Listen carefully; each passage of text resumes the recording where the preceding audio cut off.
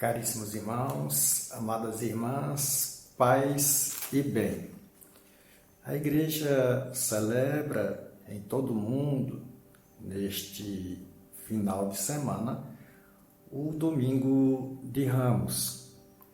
É uma celebração muito significativa, pois nos insere dentro do mistério central do cristão, que é a morte, paixão, morte e ressurreição de nosso Senhor Jesus Cristo.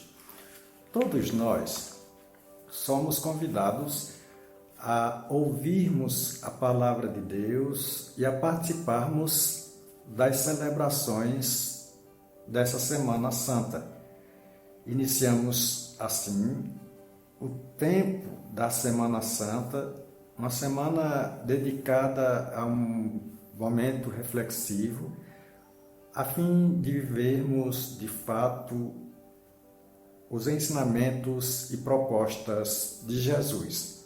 E ela vai apresentar para nós o Evangelho de Lucas, que está no capítulo 23, versículos de 1 a 49, que diz: Paixão de nosso Senhor Jesus Cristo segundo Lucas. Naquele tempo, toda a multidão se levantou e levou Jesus a Pilatos.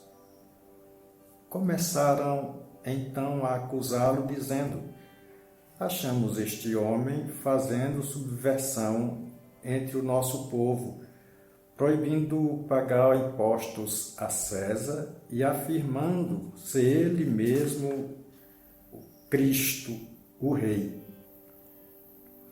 Pilatos o interrogou: Tu és o Rei dos judeus? Jesus respondeu, declarando: Tu o dizes. Então Pilatos disse aos sumos sacerdotes e à multidão: Não encontro neste homem nenhum crime. Eles, porém, insistiam: Ele agita o povo, ensinando por toda a Judéia, desde a Galiléia, onde começou, até aqui.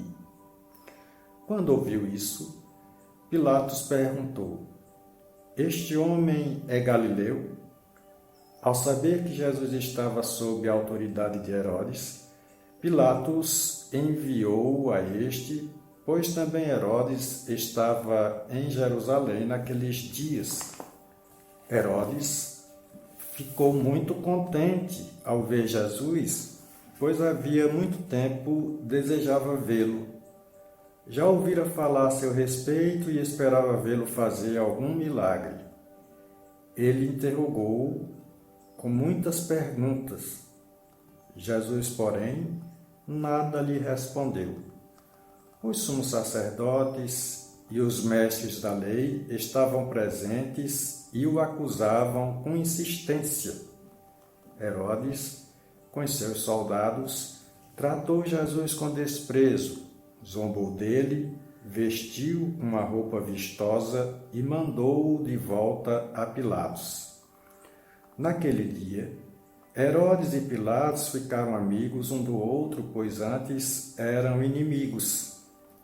Então, Pilatos convocou os sumos sacerdotes, os chefes e o povo e lhes disse: Vós me trouxestes este homem como se fosse um agitador do povo.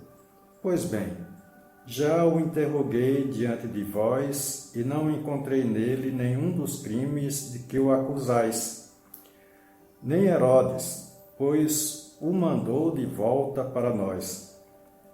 Como podeis ver, ele nada fez para merecer a morte. Portanto, vou castigá-lo e soltarei. Toda a multidão começou a gritar: Fora com ele! Solta-nos Barrabás! Barrabás tinha sido preso por causa de uma revolta na cidade e por homicídio. Pilatos falou outra vez à multidão, pois queria libertar Jesus. Mas eles gritavam: Crucifica-o! Crucifica-o. E Pilatos falou pela terceira vez: que mal fez este homem? Não encontrei nele nenhum crime que mereça a morte. Portanto, vou castigá-lo e o soltarei. Eles, porém, continuaram a gritar com toda a força, pedindo que fosse crucificado. E a gritaria deles aumentava sempre mais. Então Pilatos decidiu que fosse feito o que eles pediam. Soltou o homem que eles queriam, aquele que fora preso por revolta e homicídio, e entregou Jesus à vontade deles. Enquanto levavam Jesus, pegaram um certo Simão de Cirene, que voltava do campo, e impuseram-lhe a cruz para carregá-la atrás de Jesus. Seguia-o uma grande multidão do povo e de mulheres que batiam no peito e choravam por ele. Jesus, porém, voltou-se e disse: Filhas de Jerusalém, não choreis por mim, chorai por vós mesmas e por vossos filhos, porque dias virão em que se dirá: felizes as mulheres que nunca tiveram filho, os ventres que nunca deram à luz e os seios que nunca amamentaram. Então começarão a pedir às montanhas: caí sobre nós, e às colinas: escondei-nos, porque se fazem assim com a árvore verde, o que não farão com a árvore seca? Levavam também outros 2 malfeitores para serem mortos junto com Jesus. Quando chegaram ao lugar chamado Calvário, ali crucificaram Jesus e os malfeitores, um à sua direita e o outro à sua esquerda. Jesus dizia: Pai, perdoa-lhes, eles não sabem o que fazem. Depois fizeram um sorteio, repartindo entre si as roupas de Jesus. O povo permanecia lá olhando, e até os chefes zombavam, dizendo: a outros ele salvou. Salve-se a si mesmo, se de fato é o Cristo de Deus, o escolhido. Os soldados também caçoavam dele, aproximavam-se, ofereciam-lhe vinagre e diziam: se és o rei dos judeus, salva-te a ti mesmo. Acima dele havia um letreiro: este é o rei dos judeus. Um dos malfeitores crucificados o insultava, dizendo: tu não és o Cristo, salva-te a ti mesmo e a nós. Mas o outro o repreendeu, dizendo: nem sequer temes a Deus, tu que sofres a mesma condenação? Para nós é justo, porque estamos recebendo o que merecemos, mas ele não fez nada de mal. E acrescentou: Jesus, lembra-te de mim quando entrares no teu reinado. Jesus lhes respondeu: em verdade eu te digo, ainda hoje estarás comigo no paraíso. Já era mais ou menos meio-dia e uma escuridão cobriu toda a terra até às 3 horas da tarde, pois o sol parou de brilhar. A cortina do santuário rasgou-se pelo meio e Jesus deu um forte grito: Pai, em tuas mãos entrego o meu espírito. Dizendo isso, expirou. O oficial do exército romano viu o que acontecera e glorificou a Deus, dizendo: De fato, este homem era justo, e as multidões que tinham acorrido para assistir viram o que havia acontecido e voltaram para casa batendo no peito. Todos os conhecidos de Jesus, bem como as mulheres que o acompanhavam desde a Galileia, ficaram à distância olhando essas coisas. Palavra da salvação. Glória a vós, Senhor. Caríssimos irmãos, amadas irmãs, a morte de Jesus, o processo condenatório de Jesus, só pode ser entendido a partir da sua missão. A missão de Jesus, e desde cedo ele percebeu, era realmente resgatar os marginalizados, os excluídos, os pobres, curar os doentes, fazer o bem por amor. Durante muitos dias, 40 dias, nos foi apresentado essa caminhada de Jesus desde a Galileia até Jerusalém.